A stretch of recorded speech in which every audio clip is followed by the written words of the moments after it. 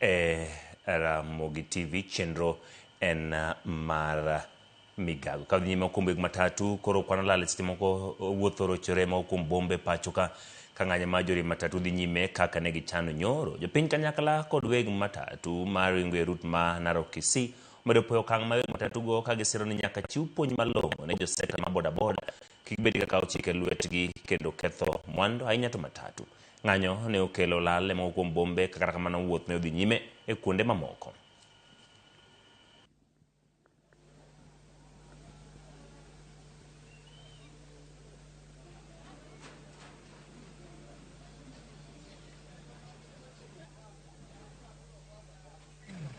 Na kama juzi hata niligongwa mimi mwenyewe nyuma hapa na pikipiki. Kwenda kuangalia gari nyuma vile niligongwa nyuma ile pikipiki imeenda.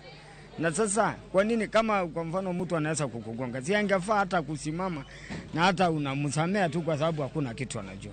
So mimi ninaunga mkono sana kwa upande ya maandamano ya kuonyesha hiyo watu wajue sheria. Hii maandamano hao watu hawajatusisha, lakini hata sisi tunafaa tutusishe kwa sababu hao watu wa mapikipiki wanakuwa natugonga na wakitugonga wanaonanga ni kama wana makosa, lakini hiyo ni hatia.